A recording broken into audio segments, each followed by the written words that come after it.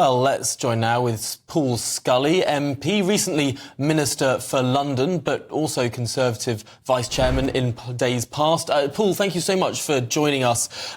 Let's start, of course, with our top story today. Brianna Ghey, we haven't yet had the sentencing, but we are expecting it any minute. A truly depraved case. Do you agree with the fact that these names were released? Normally, of course, we don't see that for people under the age of 18. Hi, Tom. It's good to speak to you. And I do. I think for the reasons that you've heard, I think it's the more information that gets out there, I think the better. These people were nearly 18. They've clearly been subjected, Paul Brianna Ghey, to the most horrendous death. And I think we do need to look at the whole thing, not just for the sentencing, not just for those people themselves that are clearly going to go to prison for a long, long time, but just how this has happened. Because we always talk about knife crime in London and knife crime around the country, but this is a whole other scale. This is a really depraved attack.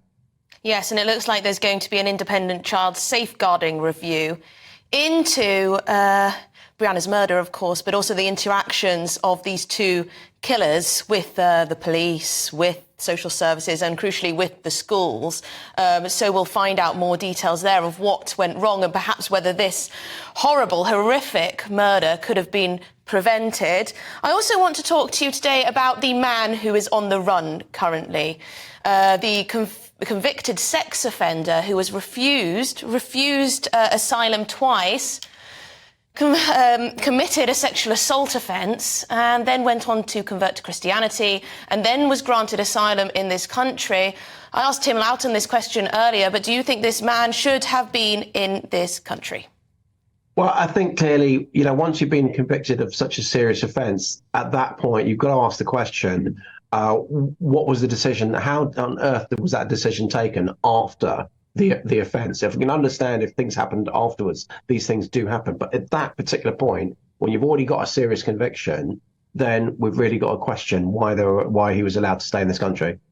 People have a sense that the government wouldn't want this to happen, I think. We hear ministers, we hear your colleagues constantly talk about how the asylum system needs to be tougher, how things shouldn't be the way they are.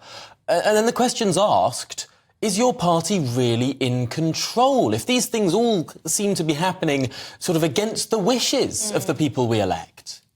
Well, I think the party's in control as best it can be, but the Home Office and the Border Force are really massive agencies that have struggled to keep up with the situation in terms of processing, in terms of decision making over last couple of decades, and it's never really caught up over that process. I remember, when the coalition came in 2010, it took over, I think, it set up a legacy unit to go through 250,000 visa applications. It's always playing catch up.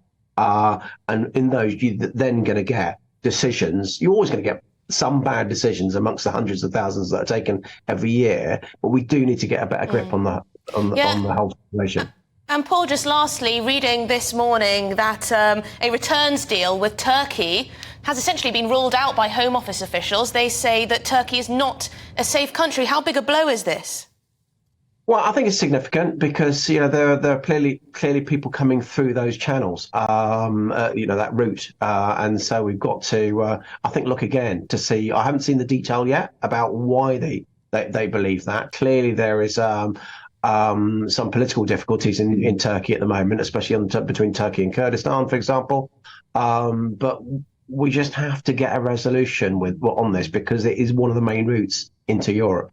It does seem bonkers that the EU has a returns deal with Turkey, albeit a dysfunctional one, but we don't. But Paul, I'm afraid we have run out of time there. Thank you so much for joining us here on Good Afternoon Britain. Yes. Appreciate your time.